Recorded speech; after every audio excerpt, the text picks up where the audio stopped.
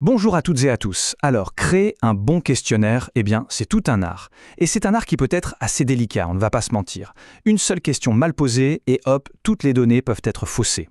Aujourd'hui, on va décortiquer ensemble les principes clés en s'appuyant sur les recherches de l'université Paris-Saclay pour apprendre à concevoir des enquêtes qui fonctionnent, tout simplement.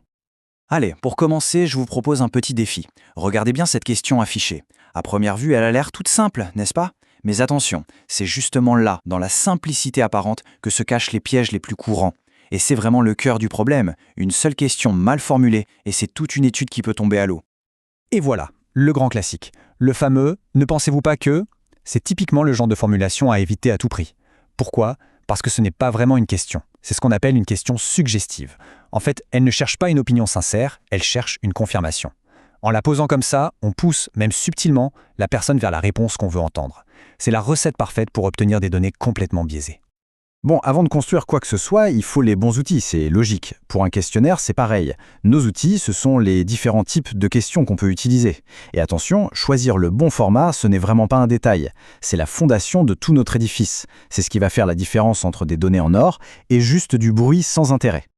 Alors, premier outil dans notre boîte, le plus fondamental, c'est la question fermée. Le classique oui-non ou un choix permis une liste.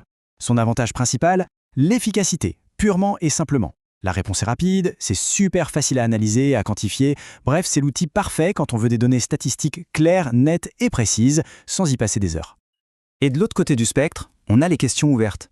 Là, c'est tout le contraire. On n'enferme pas la réponse. Au contraire, on ouvre grand la porte à la discussion. Pas de cases à cocher, rien de tout ça. Juste un espace libre pour que la personne puisse vraiment s'exprimer avec ses propres mots.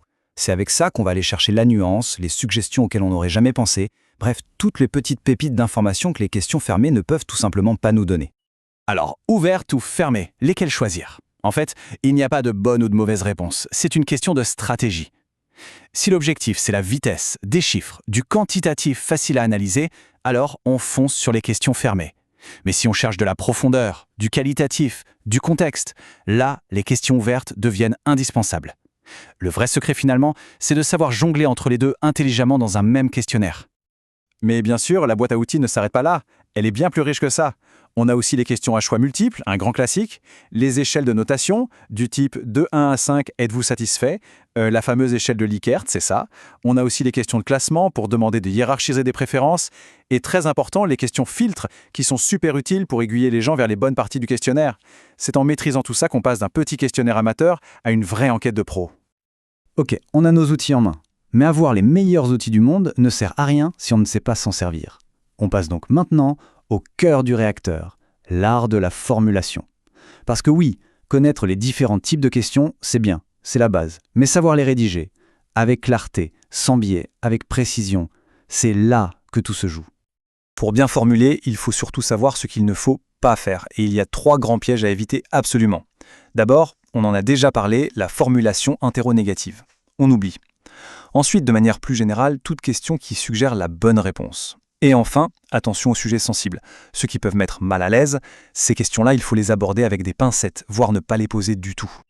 Ah, et un petit détail qui n'en est pas un, une astuce super importante. Quand on fait une question à choix multiples, il faut toujours penser à inclure une option comme sans opinion ou autre. Pourquoi? C'est simple, ça évite de forcer quelqu'un à cocher une case qui ne reflète pas du tout sa pensée.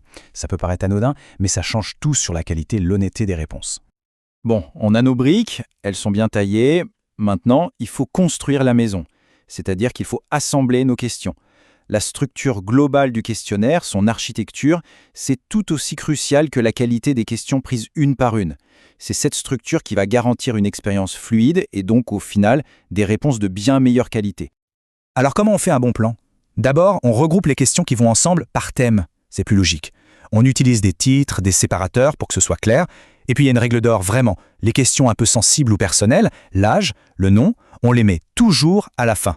L'idée, c'est de construire un climat de confiance avant de demander ces infos. 30. Retenez bien ce chiffre. 30, c'est en gros le nombre maximum de questions qu'on devrait mettre dans un questionnaire. Pourquoi? Parce qu'au-delà, la fatigue s'installe, l'attention baisse et forcément la qualité des réponses aussi. Il faut respecter le temps et l'énergie des gens qui nous répondent. La clé, bien souvent, c'est d'être concis. Et puis, il y a le design, l'aspect visuel. ça compte énormément. Il faut que ce soit facile à remplir, des cases à cocher bien claires, assez de place pour écrire, des instructions qu'on ne peut pas rater. En fait, il faut se mettre à la place de la personne qui répond. Tout ce qui peut lui simplifier la vie est bon à prendre. Une expérience simple et agréable, c'est la garantie d'avoir de meilleures données à la fin. Ça y est, on a tout. Les questions sont rédigées, la structure est là, la mise en page est nickel. La tentation, c'est de se dire « super, j'envoie ». Surtout, ne faites pas ça. Il reste une toute dernière étape. Une étape que beaucoup de gens oublient et pourtant, elle est absolument cruciale. C'est l'étape du test. Ce test, c'est un peu la répétition générale avant la grande première. Avant de lancer à grande échelle, on le donne à un petit groupe de personnes et on observe. Est-ce que tout le monde comprend bien les termes? Est-ce que ce n'est pas trop long? L'ordre des questions, est-ce que ça coule de source? C'est vraiment le seul moyen de repérer les petits défauts, les ambiguïtés, avant qu'il ne soit trop tard. Et ce n'est pas juste un conseil en l'air. Notre source, l'université Paris-Saclay, le dit noir sur blanc.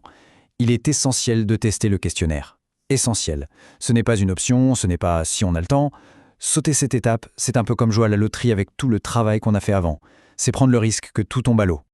Et voilà, on a fait le tour des grandes étapes pour construire un questionnaire qui tire la route. La vraie question maintenant, c'est pour la suite. La prochaine fois qu'un questionnaire se présentera ou qu'il faudra en créer un, est-ce qu'on aura ce petit déclic, cet œil critique pour repérer ce qui fonctionne et ce qui ne fonctionne pas, pour voir la différence entre une enquête réussie et une autre vouée à l'échec? Normalement, avec toutes ces clés en main, la réponse devrait être oui.